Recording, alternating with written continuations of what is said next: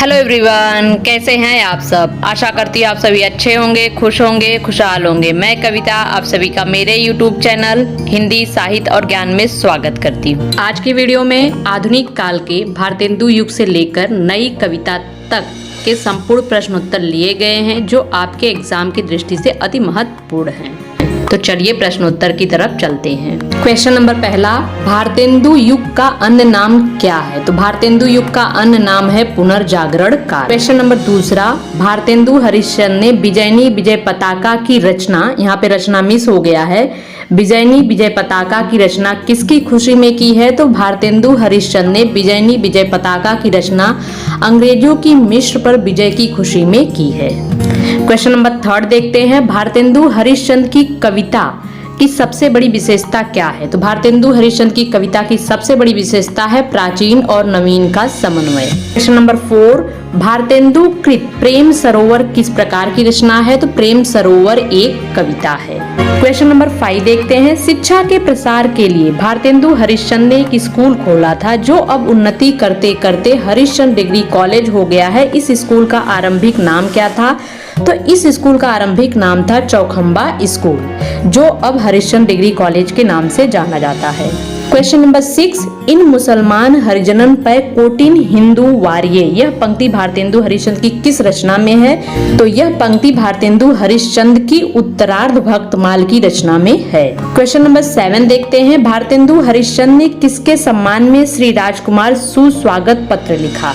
तो भारतेंदु हरिश्चंद्र ने महारानी विक्टोरिया के पुत्र के भारत आगमन पर श्री राजकुमार सुस्वागत पत्र लिखा। क्वेश्चन नंबर 8, मन की लहर काव्य ग्रंथ के रचयिता कौन है। तो मन की लहर काव्य ग्रंथ के रचयिता है प्रताप नारायण मिश्र। क्वेश्चन नंबर 9 देखते हैं, आनंद अरुणोदय किसकी रचना है। तो आनंद अरुणोदय प्रेम घन की रचना है।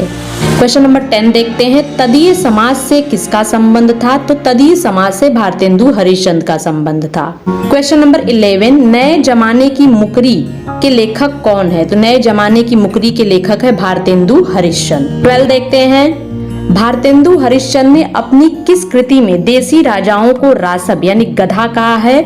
तो भारतेंदु हरिश्चंद्र ने भारत दुर्दशा में देसी राजाओं को गधा यानी रासब कहा है। क्वेश्चन नंबर 13, खड़ी बोली के समर्थकों को हठी और मूर्ख किसने कहा है। तो खड़ी बोली के समर्थकों को हठी और मूर्ख कहा है जगन्नाथ दास रत्नाकर ने। क्वेश्चन नंबर 14, भारतेंदु मंडल के किस लेखक को उस युग का अत्यंत सजग, सतर्क, गहरी सूझबूझ वाला तथा भारतेंदु का सफल उत्तराधिकारी माना जाता है। तो बाल मुकुंद गुप्त को भारतेंदु का सफल उत्तराधिकारी माना जाता है। क्वेश्चन नंबर 15, बाल मुकुंद गुप्त की साहित्यिक प्रसिद्धि का मूला आधार क्या है। तो बाल मुकुंद गुप्त की साहित्यिक प्रसिद्धि का मूला आधार है शिव शंभू का चिट्ठा। क्वेश्चन नंबर 16, भारतेंदु मंडल के लेखकों की सर्वप्रमुख विशेषता क्या रही। तो भारतेंदु मंडल के लेखकों की सर्वप्रमुख विशेषता यह रही कि यह सभी के सभी पत्रकार थे और किसी न किसी पत्र का स्वयं संपादन करते थे। क्वेश्चन नंबर 17 देखते हैं, सु कवि सतसई किसकी रचना है। तो सु कवि सतसई अंबिका दत्त व्यास की रचना है। क्वेश्चन नंबर 19, भारतेंदु युग का साहित्य व्यापक स्तर पर गदर से प्रभावित है, यह पंक्ति किसने कही है। तो यह पंक्ति कही है रामविलास शर्मा ने। क्वेश्चन नंबर 20, आधुनिक हिंदी काव्य का वैतालिक किसे कहा गया है। तो आधुनिक हिंदी काव्य का वैतालिक कहा गया भारतेंदु हरिश्चंद्र को।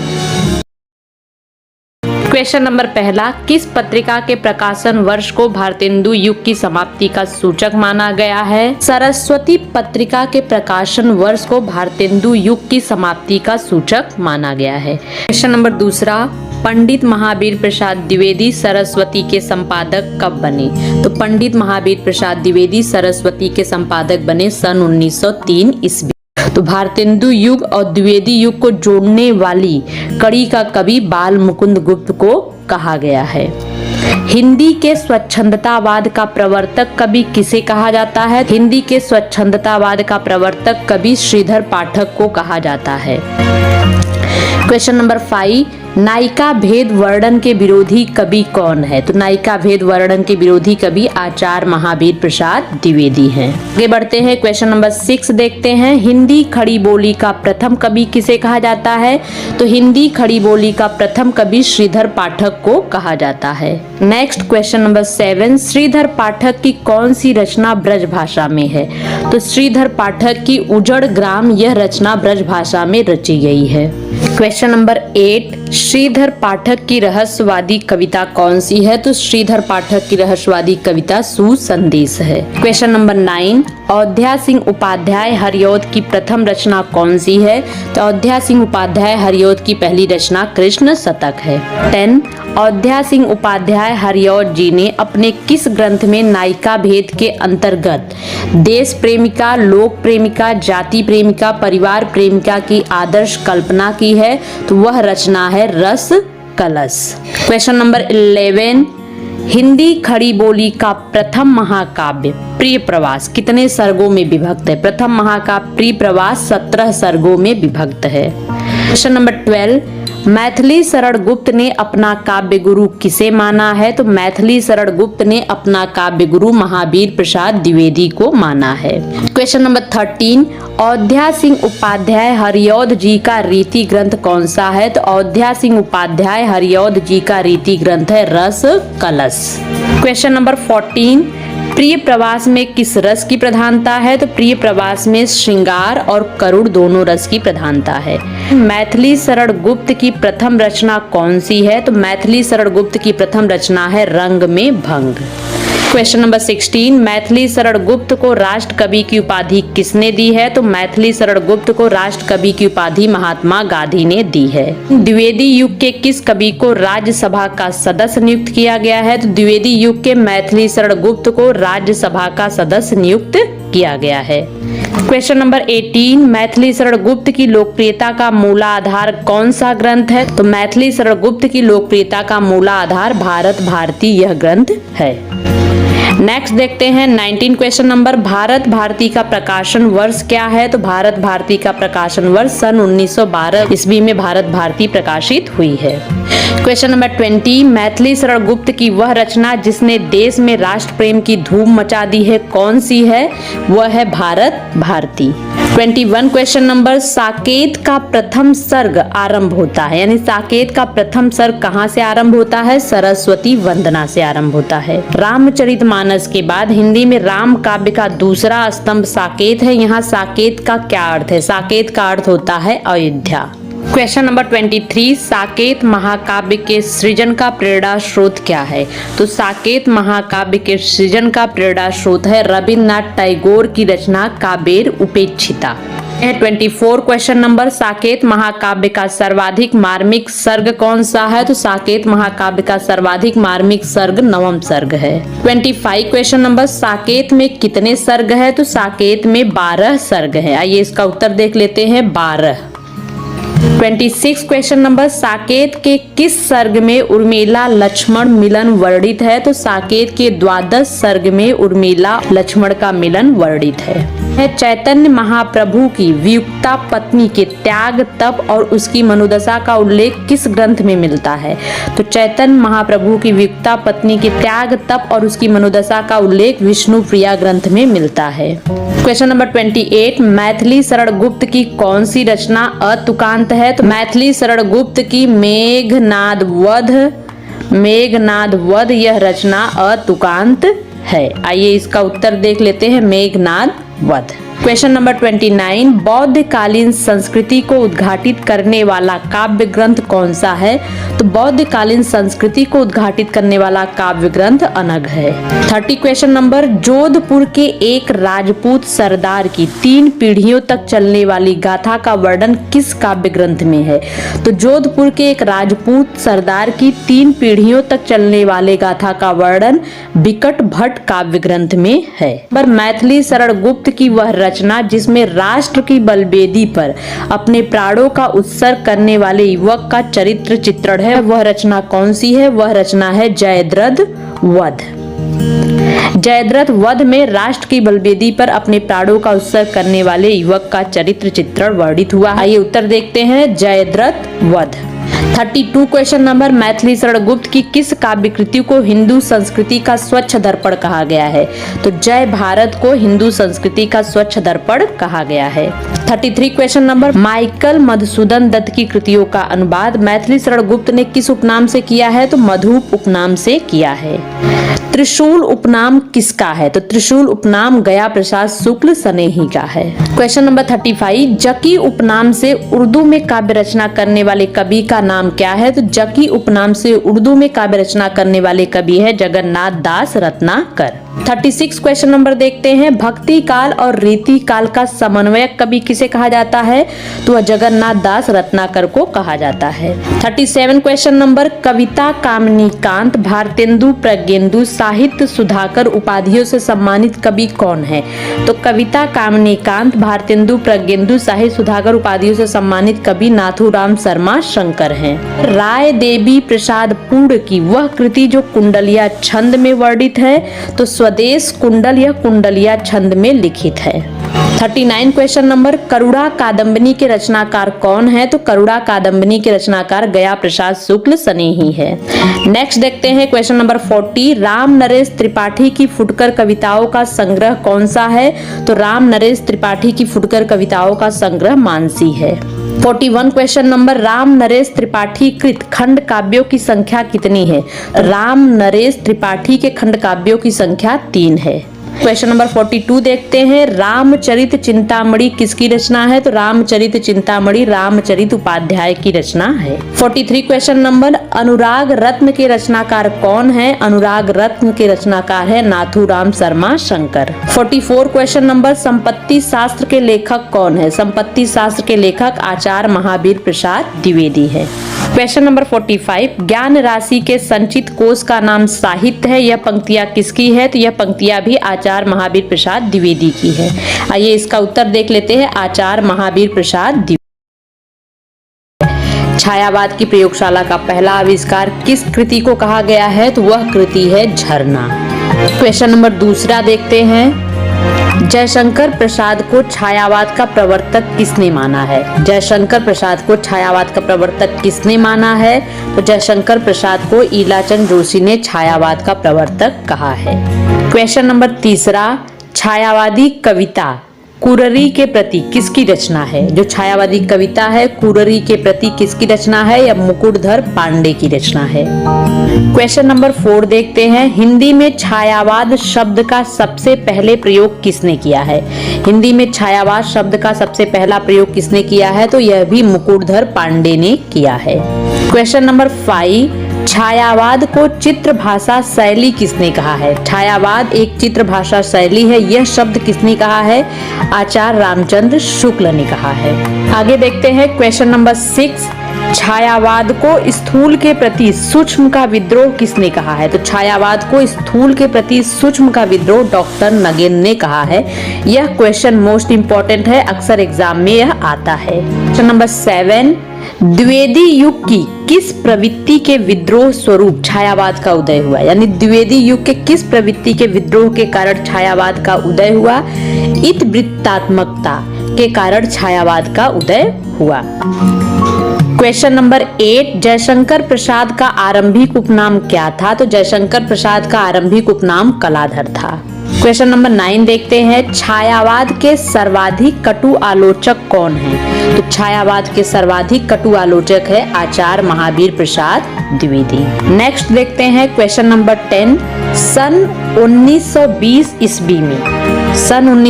ईस्वी में सरस्वती पत्रिका के जुलाई अंक में प्रकाशित मुकुटधर पांडे की वह कविता जो छायावादी युग की प्रथम कविता मानी गई है, कौन सी कविता है? वह है कुररी के प्रति। ये देखते हैं क्वेश्चन नंबर 11, किस समीक्षक ने छायावाद को तत्कालीन काव्य की संपूर्ण विशेषताओं की व्यंजना में असमर्थ समझकर उसके स्थान पर स्वच्छंदतावाद शब्द का प्रयोग अधिक सार्थक माना है?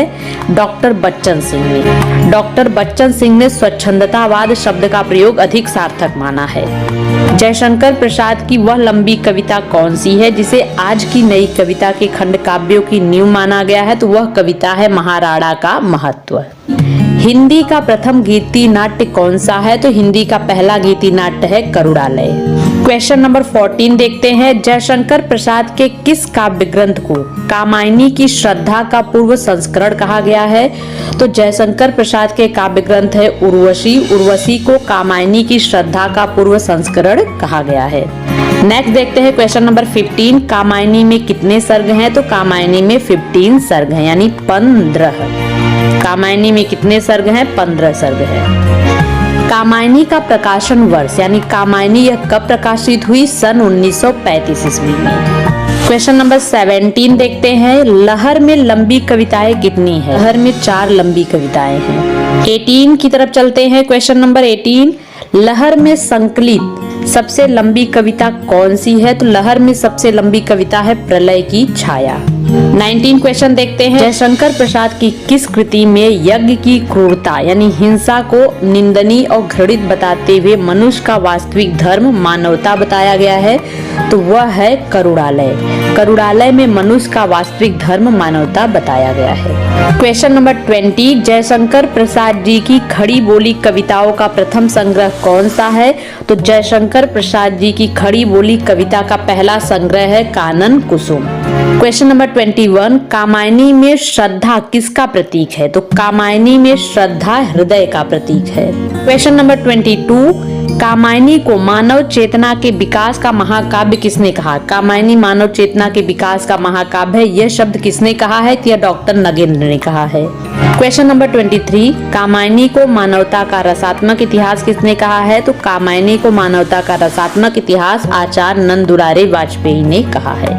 कामायनी का उद्देश्य क्या है? तो कामायनी का उद्देश्य है आनंदवाद की स्थापना करना।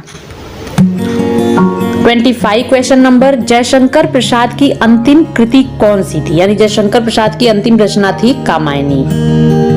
26 क्वेश्चन नंबर देखते हैं। कामायनी के किन सर्गों में पूंजीवादी सभ्यता और वर्ग संघर्ष का संकेत है? तो कामायनी के स्वप्न और संघर्ष सर्ग में पूंजीवादी सभ्यता और वर्ग संघर्ष का संकेत है। 27 क्वेश्चन नंबर देखते हैं। सुमित्रा नंदन पंत की पहली कविता कौन सी है? तो सुमित्रा नंदन पंत की पहली कविता है गिरजे का घंटा। सुमित्रा नंदन पंत जी के किस काव्य ग्रंथ को प्रकृति की चित्रशाला कहा गया है? तो पल्लव को प्रकृति की चित्रशाला कहा गया है। Question number 29। छायावाद को विष्णु किसने कहा है? तो सुमित्रा नंदन पंत ने छायावाद को विष्णु कहा है। Question number 30। सुमित्रा नंदन पंत किस काव्य कृति के लिए ज्ञानपीठ पुरस्कार से सम्मानित किए गए हैं? वह कौन सी काव्य कृति थी जिसके लिए सुमित्रा नंदन पंत को ज्ञानपीठ पुरस्कार मिला? तो चिदम्बरा काव्य कृति थी। यह क्वेश्चन अक्सर एग्जाम में आता है। 68,500 के एग्जाम में भी यह क्वेश्चन पूछा जा चुका है। 31 question number. Sumitranandan Pant की वह कृति जिसके लिए इन्हें सोवियत लैंड पुरस्कार दिया गया वह कौन सी कृति है? लोकायतन। लोकायतन के लिए सुमित्रा नंदन पंत को सोवियत लैंड पुरस्कार मिला था। Question number. Sumitranandan Pant को किस रचना के लिए साहित्य अकादमी पुरस्कार से सम्मानित किया गया? तो कला और बूढ़ा चाँद के लिए सुमित्रा नंदन पंत को साहित्य अकादमी पुरस्कार मिला था। क्वेश्चन नंबर 33 देखते हैं। लोकायतन किस प्रकार की रचना है? लोकायतन एक प्रबंध काव्य है। 34 question number. Sumitranandan Pant की अभिव्यक्ति का सर्व प्रमुख माध्यम क्या रहा है? तो सुमित्रा नंदन पंत की अभिव्यक्ति का सर्व प्रमुख माध्यम गीति काव्य रहा है। 35 क्वेश्चन नंबर। भावी पत्नी के प्रति यह कविता के रचयिता कौन है? भावी पत्नी के प्रति कविता के रचयिता हैं सुमित्रा नंदन पंत जी। 36 क्वेश्चन देखते हैं। बच्चन की कवियों में सौम्य संत रचना किसको समर्पित है? बच्चन की कवियों में सौम्य संत रचना किसको समर्पित है? तो सुमित्रा नंदन पंत को समर्पित है। 37 क्वेश्चन नंबर। हिंदी में नवचेतनावाद का प्रचारक कौन है? तो हिंदी में नवचेतनावाद के प्रचारक भी सुमित्रा नंदन पंत हैं। 39 क्वेश्चन नंबर, सूर्यकांत त्रिपाठी निराला की पहली कविता कौन सी है? सूर्यकांत त्रिपाठी निराला की पहली कविता है जूही की कली। क्वेश्चन नंबर 40, संपूर्ण छायावादी काव्य की एक उत्कृष्ट उपलब्धि किसे कहा गया है? संपूर्ण छायावादी काव्य की एक उत्कृष्ट उपलब्धि राम की शक्ति पूजा को कहा गया है।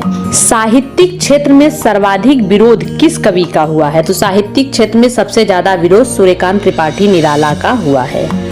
हिंदी साहित्य में महाप्राण शब्द किसके लिए प्रयुक्त किया गया है? तो हिंदी साहित्य में महाप्राण शब्द सूर्यकांत त्रिपाठी निराला के लिए प्रयुक्त किया गया है। क्वेश्चन नंबर 43, सूर्यकांत त्रिपाठी निराला जी की किस कविता को महाकाव्यात्मक रचना कहा गया है? तो सूर्यकांत त्रिपाठी निराला जी की कविता राम की शक्ति पूजा को महाकाव्यात्मक रचना कहा गया है। सूर्यकांत त्रिपाठी निराला के किस काव्य ग्रंथ की भूमिका जयशंकर प्रसाद ने लिखी है? तो गीतिका की भूमिका जयशंकर प्रसाद ने लिखी है। यह रचना है सूर्यकांत त्रिपाठी निराला की।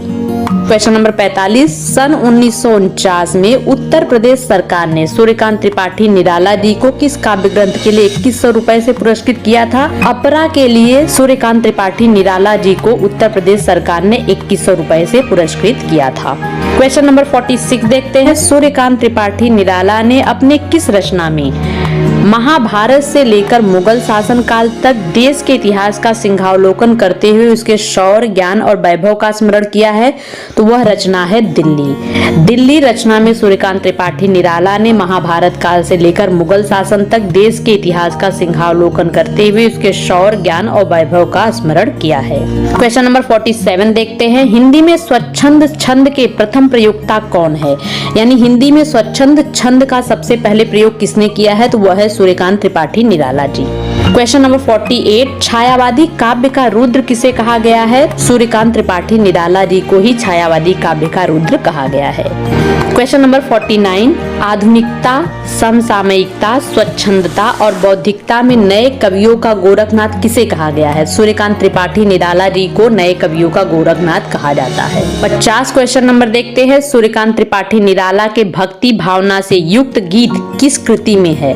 तो सूर्यकांत त्रिपाठी निराला के भक्ति भावना से युक्त गीत अड़िमा कृति में है।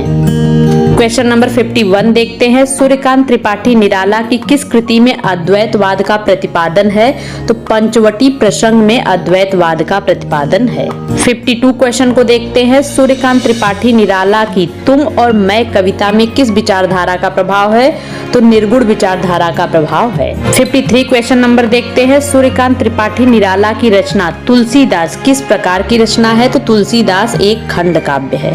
क्वेश्चन नंबर 54 देखते हैं, सूर्यकांत त्रिपाठी निराला के किस काव्य ग्रंथ में गजलें हैं? बेला काव्य ग्रंथ में गजलें भी हैं। 55 क्वेश्चन नंबर, हिंदी संसार का सर्वाधिक प्रसिद्ध शोक गीत माना गया है, किसे माना गया है? वह सरोज स्मृति हिंदी संसार का सर्वाधिक प्रसिद्ध शोक गीत है। क्वेश्चन नंबर 56 देखते हैं, आर्थिक विषमता को उद्घाटित करने वाली रचना कौन सी है? तोड़ती पत्थर आर्थिक विषमता को उद्घाटित करने वाली रचना है। नंबर 57 देखते हैं, सूर्यकांत त्रिपाठी निराला जी की वह रचना जिसमें दलितों की दयनीय दशा का चित्रण हुआ है, तो वह रचना है नए पत्ते, जिसमें दलितों की दयनीय दशा को चित्रित किया गया है। 58 क्वेश्चन नंबर देखते हैं, सूर्यकांत त्रिपाठी निराला जी का अंतिम काव्य ग्रंथ जो उनकी मृत्यु के उपरांत सन 1969 में प्रकाशित हुआ था, वह काव्य ग्रंथ कौन सा है?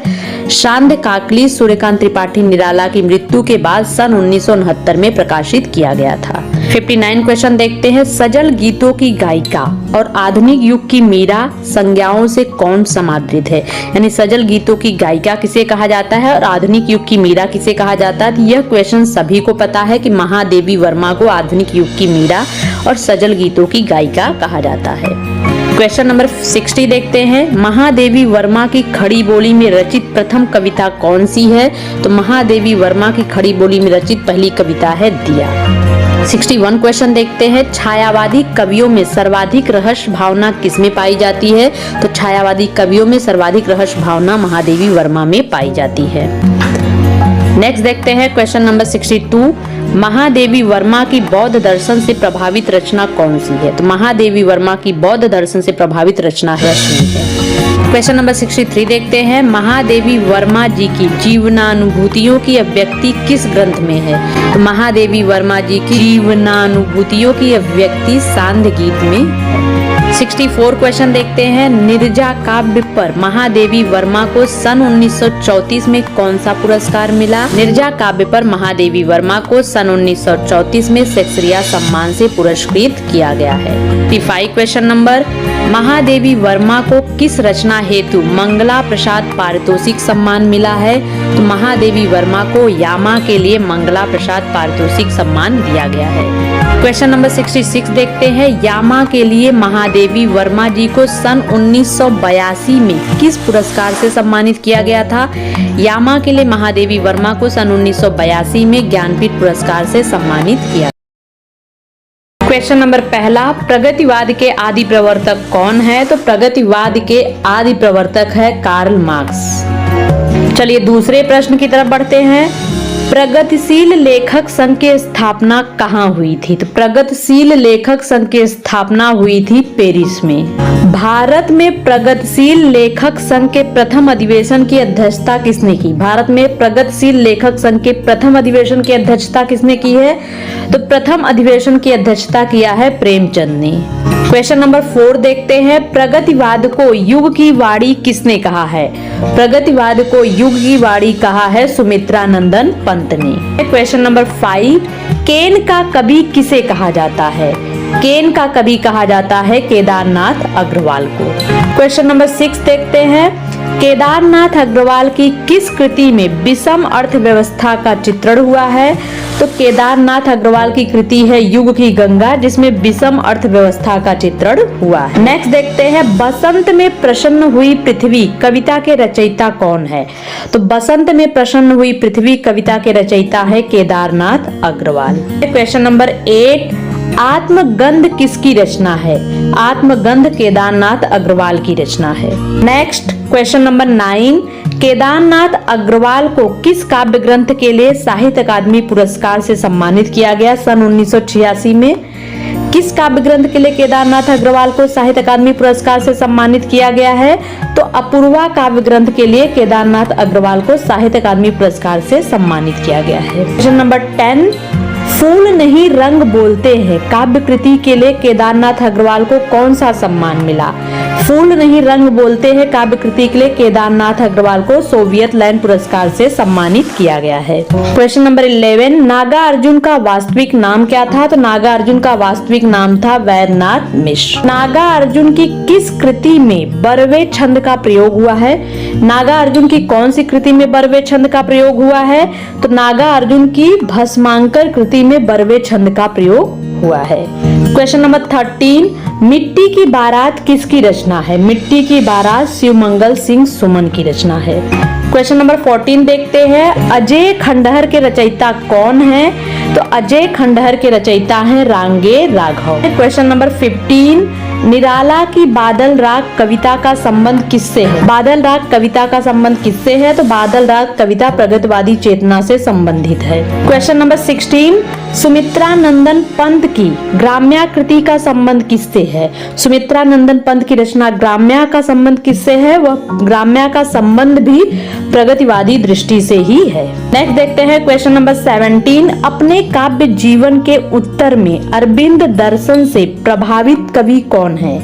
अपने काव्य जीवन के उत्तर में अरविंद दर्शन से प्रभावित कवि कौन है?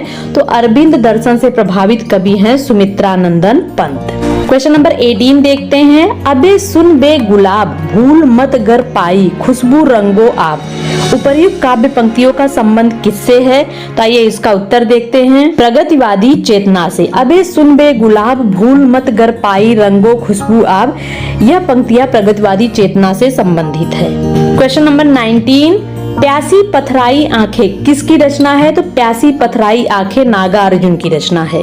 क्वेश्चन नंबर 20 देखते हैं। द्वंद्वात्मक भौतिकवाद किस काव्यधारा का आधार है? तो द्वंद्वात्मक भौतिकवाद प्रगतिवादी काव्यधारा का आधार है।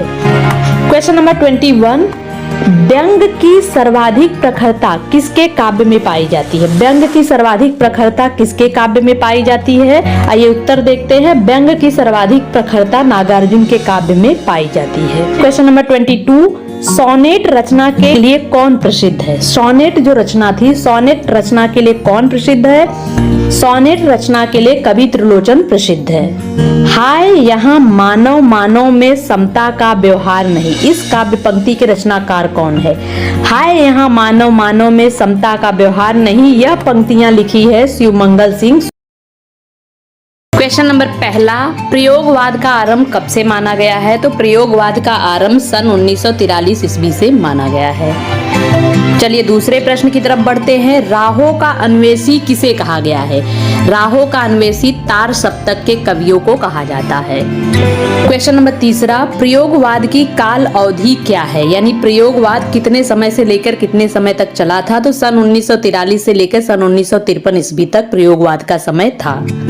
क्वेश्चन नंबर 4, समकालीन समीक्षा में अस्तित्ववादी किसे घोषित किया गया? समकालीन समीक्षा में अस्तित्ववादी अगे जी को घोषित किया गया है।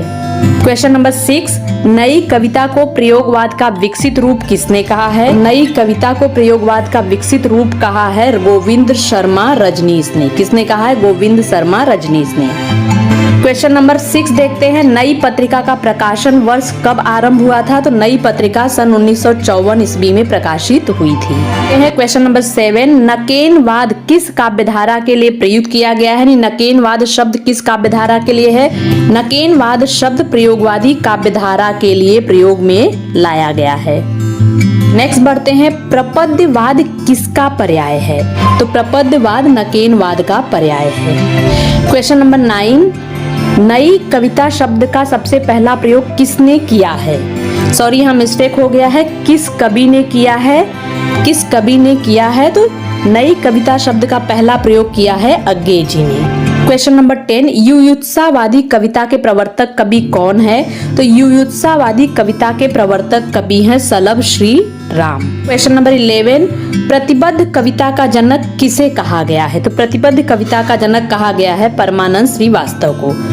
क्वेश्चन नंबर 12 देखते हैं, किसिम किसिम की कविता नामक लेख में नई कविता के 45 नामों का उल्लेख किसने किया है? तो नई कविता के 45 नामों का उल्लेख किया है डॉक्टर जगदीश गुप्त ने। क्वेश्चन नंबर 13, अज्ञे जी को किस काव्यकृति के लिए साहित्य अकादमी पुरस्कार सन 1964 में मिला है? तो अज्ञे जी को आंगन के पार द्वार के लिए साहित्य अकादमी पुरस्कार सन 1964 में दिया गया था। नंबर 14, कितनी नावों में कितनी बार काव्यकृति के लिए अज्ञे जी को, आगे हो गया यहाँ पे सॉरी आ की मात्रा नहीं है, अज्ञे जी को कौन सा पुरस्कार मिला? कितनी नावों में कितनी बार के लिए अज्ञे जी को ज्ञानपीठ पुरस्कार से सम्मानित किया गया है। क्वेश्चन नंबर 15, अज्ञे की श्रेष्ठतम कविता कौन सी है? तो अज्ञे की सबसे श्रेष्ठ कविता है असाध्य वीणा। क्वेश्चन नंबर 16 देखते हैं, चीन की एक लोक कथा पर आधारित लंबी कविता कौन सी है? चीन की एक लोक कथा पर आधारित सबसे लंबी कविता कौन सी है? तो सबसे लंबी कविता है असाध्य वीणा। क्वेश्चन नंबर 17, अज्ञे की प्रसिद्ध व्यंग्य कविता कौन सी है? तो अज्ञे की प्रसिद्ध व्यंग्य कविता है साप। क्वेश्चन नंबर 18 देखते हैं, अज्ञे की किस काव्य ग्रंथ की आरंभिक पंक्तियों पर उमर खयाम की रुबाई का प्रभाव है? तो वह काव्य ग्रंथ है बावरा अहेरी। क्वेश्चन नंबर 19, अज्ञे की किस काव्य कृति का विषय प्रेम है? अज्ञे की ऐसी कौन सी काव्य कृति है जिसका विषय प्रेम है? तो अज्ञे की काव्य कृति है चिंता, जिसका विषय है प्रेम। किसकी कविता में छायावाद, प्रगतिवाद और प्रयोगवाद तीनों के लक्षण पाए जाते हैं? तो शमशेर बहादुर सिंह। शमशेर बहादुर सिंह की कविता में प्रगतिवाद, छायावाद और प्रयोगवाद तीनों के लक्षण दिखाई देते हैं, यानी तीनों के लक्षण पाए जाते हैं। क्वेश्चन नंबर 21 देखते हैं, कवियों का कवि किसे कहा गया है? कवियों का कवि किसे कहा जाता है? तो कवियों का कवि शमशेर बहादुर सिंह को कहा जाता है। 23 क्वेश्चन नंबर, कलगी बाजरे की सत्य और शब्द जितना तुम्हारा सच है कविताओं के रचनाकार कौन है? तो इन सभी कविताओं के रचनाकार अज्ञे जी हैं। आइए इसका उत्तर देख लेते हैं, अज्ञे जी। क्वेश्चन नंबर 24, प्रयोगवाद का मुख्य लक्ष्य क्या था? तो प्रयोगवाद का मुख्य लक्ष्य था नई राहों का अन्वेषण। क्वेश्चन नंबर 25 देखते हैं, प्रयोगवाद का सबसे बड़ा दोष क्या था? तो प्रयोगवाद का सबसे बड़ा दोष था लोक कल्याण की उपेक्षा करना। क्वेश्चन नंबर 26, शमशेर बहादुर सिंह को किस काव्यकृति के लिए साहित्य अकादमी पुरस्कार 1977 ईस्वी में मिला है? तो शमशेर बहादुर सिंह की कृति है चूका भी नहीं हूँ मैं। के लिए साहित्य अकादमी पुरस्कार सन 1977 ईस्वी में इन्हें दिया गया था। क्वेश्चन नंबर 27, मुक्ति बोध ने बुर्जुआ जी का अंतिम मुमूर्ष कवि किसे कहा है? तो मुक्ति बोध ने बुर्जुआ जी का अंतिम मुमूर्ष कवि जयशंकर प्रसाद को कहा है। क्वेश्चन नंबर 28 देखते हैं, गजानन माधव मुक्ति बोध के लिए फैंटेसी क्या है? गजानन माधव मुक्ति बोध के लिए फैंटेसी अनुभव की कन्या है। गजानन माधव मुक्ति बोध के लिए फैंटेसी अनुभव की कन्या है। क्वेश्चन नंबर 29, गजानन माधव मुक्ति बोध की सबसे लंबी और सर्वाधिक चर्चित कविता कौन सी है? तो गजानन माधव मुक्ति बोध की सबसे लंबी और सर्वाधिक चर्चित कविता है अंधेरे में। क्वेश्चन नंबर 30, विक्षुब्ध बुद्धि के मारक स्वर कविता किसकी है? तो विक्षुब्ध बुद्धि के मारक स्वर की कविता है गजानन माधव मुक्ति बोध की। 31 देखते हैं, गजानन माधव मुक्ति बोध की अंधेरे में कविता को आधुनिक जन इतिहास का स्वतंत्रता पूर्व और पश्चात एक दहकता इस्पाती दस्तावेज किसने कहा है? गजानन माधव मुक्ति बोध के अंधेरे में कविता को दहकता इस्पाती दस्तावेज कहा है शमशेर बहादुर सिंह ने। क्वेश्चन नंबर 31, गजानन माधव मुक्ति बोध की किस पुस्तक को मध्य प्रदेश सरकार ने 19 सितंबर 1962 को प्रतिबंधित कर दिया था? तो वह पुस्तक थी भारत इतिहास और संस्कृति। क्वेश्चन नंबर 32, प्रयोगवादी कविता की प्रमुखता क्या है? यानी प्रयोगवादी कविता की विशेषता क्या है? तो प्रयोगवादी कविता की प्रमुखता है मध्यम वर्गीय समाज का चित्रण। क्वेश्चन नंबर 33 देखते हैं, नई कविता का केंद्र बिंदु क्या है? नई कविता का केंद्र बिंदु है लोक जीवन की अभिव्यक्ति। क्वेश्चन नंबर 34 देखते हैं, नई कविता में लघु मानव की प्रतिष्ठा के विचार को प्रमुखता से किसने रखा है? तो यह रखा है गजानन माधव मुक्ति बोध ने। क्वेश्चन नंबर 35, नई कविता को बिंब प्रधान किसने कहा है? तो नई कविता को बिंब प्रधान कहा है डॉक्टर शंभुनाथ सिंह ने। क्वेश्चन नंबर 36 देखते हैं, नए कवियों को संबोधित कविता नए कवि के प्रति रचयिता कौन है? तो नए कवि के प्रति के रचयिता है अज्ञे जी। क्वेश्चन नंबर 37 देखते हैं, नास और निर्माण काव्य संग्रह के रचनाकार कौन है? तो नास और निर्माण काव्य संग्रह के रचनाकार है गिरिजा कुमार माथुर। आगे बढ़ते हैं, 38 देखते हैं, अयोध्या से चित्रकूट तक आयोजित लेखकों की पदयात्रा का नेतृत्व किसने किया है? तो अयोध्या से चित्रकूट तक आयोजित लेखकों की पदयात्रा का नेतृत्व किया है अज्ञे जी ने। क्वेश्चन नंबर 39, सिर पर जूता पैर में टोपी किसकी कविता है? तो सिर पर जूता और पैर में टोपी लक्ष्मीकांत वर्मा की कविता है। क्वेश्चन नंबर 40, मेरा प्रतिनिधि राम मनोहर लोहिया के प्रति लिखी गई आधुनिक हिंदी कविता है, इसके रचनाकार कौन है?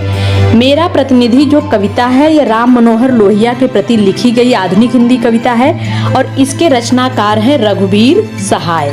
क्वेश्चन नंबर 41 देखते हैं, संवेदनात्मक ज्ञान और ज्ञानात्मक संवेदन सूत्र का प्रयोक्ता कौन है? संवेदनात्मक ज्ञान और ज्ञानात्मक संवेदन सूत्र के प्रयोक्ता है गजानन माधव मुक्ति बोध। 42 देखते हैं, साहित्य अकादमी का स्थापना वर्ष क्या है? यानी साहित्य अकादमी की स्थापना कब हुई थी? तो साहित्य अकादमी की स्थापना हुई थी सन 1953 ईस्वी में। नंबर 43 देखते हैं, काव्य संग्रह इतिहास हंता के रचनाकार कौन है? तो काव्य संग्रह इतिहास हंता के रचनाकार है जगदीश चतुर्वेदी। क्वेश्चन नंबर 44 देखते हैं, साठोत्तरी कविता से क्या आशय है? तो साठोत्तरी कविता से आशय है सन 1960 के बाद की एक विशेष काव्य धारा जिसे साठोत्तरी कविता कहते हैं। क्वेश्चन नंबर 45 देखते हैं, साठोत्तरी कविता में निषेधात्मकता का कारण क्या है? साठोत्तरी कविता में निषेधात्मकता का कारण है सपाट बयानी और बड़ बोलपन। अगर आप सभी को इस वीडियो का पीडीएफ चाहिए तो आप सभी इस टेलीग्राम चैनल से जुड़ सकते हैं जिसका लिंक आपको डिस्क्रिप्शन बॉक्स में मिल जाएगा। तो आज की वीडियो यहीं खत्म होती है, फिर मिलेंगे एक नए वीडियो में नए टॉपिक के साथ। तब तक आप सभी खुश रहिए, हंसते रहिए, मुस्कुराते रहिए और मेरे YouTube चैनल हिंदी साहित्य और ज्ञान को लाइक शेयर एंड सब्सक्राइब करते रहिए।